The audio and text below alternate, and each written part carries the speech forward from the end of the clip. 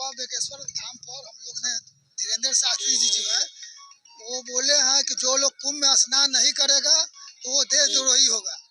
हम लोग कुंभ में स्नान करने नहीं गए थे। हमारे दादाजी स्वतंत्रता सेनानी थे, देश की आज़ादी में जेल भी गए थे। तो क्या हम लोग देशद्रोही हैं सिर्फ मात्र कुंभ में स्नान नहीं करने पर? हमारे देश के बॉर्डर पर कितना सेना लोग है जो स्नान नहीं किया है। बिहार पुलिस भी बहुत नहीं स्नान किया। तो क्या वो लोग ड्यूटी कर रहा है तो सभी देशद्रोही है? इसी पर हम लोग परिवारवाद डाले हैं बाबा बेकेन्द्र शास्त्री पर। बाबा बागेश्वर धाम की बात करें, उनका काफी सपोर्टर है लोग, तो उनको कोई गलत नहीं मानेगा। जाहिर सी बात है, आप कोर्ट में केस किए हैं, इस बात पे आप क्या कहिएगा? देखिए, कोई कितना बड़ा हो, कानून से बड़ा नहीं हो सकता है। बाबा भीमराव अम्बेडकर का बनाया हुआ संविधान है, वो सभी पर लागू होगा, कोई कितना बड़ा हो। वो हवाई जहाज से चले या साइकिल से चले, कानून सबके लिए बराबर है। बाबा ने गलत बात बोली है, उसके लिए उनको पनिशमेंट मिलनी चाहिए, देश से माफी मांगनी चाहिए। तो इतना जो भगदड़ हुआ है, बहुत सारे लोग मारे गए हैं उसमें, देखे हैं कितने लोग की मौत हुई है, क्या इस बात की जिम्मेदारी बाबा बागेश्वर जी को जाती है? देखिए, 28 तारीख को बाबा बोले थे कि जो लोग कुंभ नहीं स्नान करेगा वो देशद्रोही होगा, और 29 तारीख को ये भगदड़ हुआ था, आप लोग को याद होगा। और उसके बाद मरने के बाद बाबा बेकेश्वर धाम ने बोला कि जो लोग मरे हैं वो मोक्ष की प्राप्ति होगी। ये कौन सा भाई शास्त्र पढ़ के आया है? कौन सा शास्त्र पढ़ के आया है कि जो लोग भगदड़ में मरेगा, पैर से कुचा के मरेगा, क्या मोक्ष प्राप्ति इस प्रकार से होती है?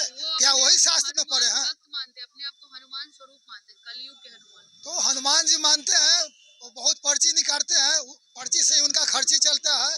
वैसा वैसा पर्ची निकालने वाले गांधी मैदान में बहुत से जोशी हैं जो आपका भविष्य आपको बता देगा, आपके बारे में बता देगा, आपको पहले क्या हुआ है, आगे क्या हुआ है। तो आप केस तो कर दिए, क्या लगता है उतने बड़े सेलिब्रिटी से आप लड़ पाइएगा? क्या कोई प्रेशर आएगा केस बीच में ड्रॉप करना? देखिए, प्रेशर प्रेशर कुछ भी हो, हम लोग केस किया है, इस केस को लड़ेंगे क्योंकि बाबा ने गलत किया है।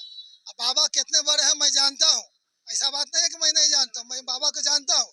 पिछला बार बिहार आए थे बाबा, अब बोले थे सब बिहार वासियों को पागल। बोलिए क्या हाल है पागल, ये क्या बात होता है भाई? तो हम लोग सोचे चले बाबा प्यार से बोले होंगे, वो घरे हम लोगों को कुछ नहीं किया। लेकिन अब देशद्रोही की बात आ रही है, ये बर्दाश्त के काबिल नहीं है।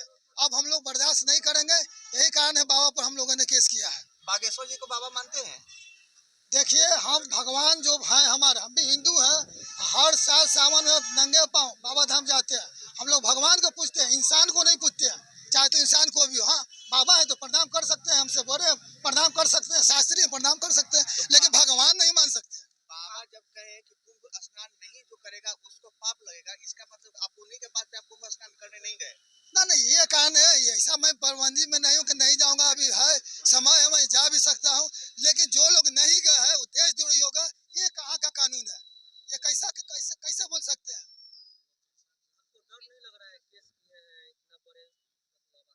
हम लोग के पास भीमराव अम्बेडकर साहब का संविधान है, वो संविधान पर हम लोग काम करने वाला है, उससे डर नहीं लगता है।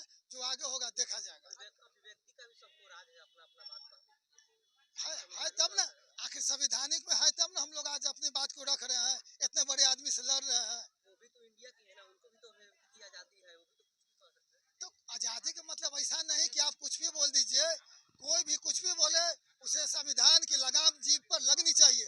उनका अपना पर्सनल राय है, आपको अपना पर्सनल राय क्यों ले रहा है? वो पर्सनल नहीं हो सकते हैं, उनको करोड़ों भक्त है, उनके कहने पर ही भगदड़ हुआ। 28 तारीख को बोले हैं और 29 तारीख को भगदड़ हुई है। उनके कहने पर लोग जो नहीं भी जाने वाले थे वो लोग गए हैं, जिसके कारण भगदड़ हुई है। वकील से थोड़ा इनके उन पे भी ये चीजें लागू होंगी। अभिव्यक्ति की आज़ादी का मतलब ये नहीं है कि किसी को भी व्यक्ति को गाली बक दे, ये तो गलत है। जो संविधान सम्मत बात है वो बोलना चाहिए। अभिव्यक्ति की आज़ादी का मतलब ये होता है, ये नहीं कि खड़े होकर के हम किसी भी व्यक्ति को गाली बक दे या अनाप शनाप बात बोल दे, ये गलत बात है। उसी के लिए कानून बना हुआ है, उसी सब चीज़ को रोकने के लिए कानून बनी हुई है। तो केस में आप कितनी सफलता देखते हैं? केस में तो 100% सफलता होगी। उनका स्टेटमेंट है जो उन्होंने कहा है, सारा मीडिया, सोशल मीडिया, सभी जगह वो उनका स्टेटमेंट उपलब्ध है, तो इसलिए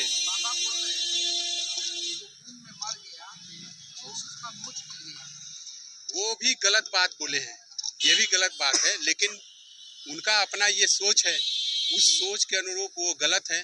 बाकी जो दूसरे लोग हैं उनका अपना सोच है कि ये ऐसा नहीं बोलना चाहिए।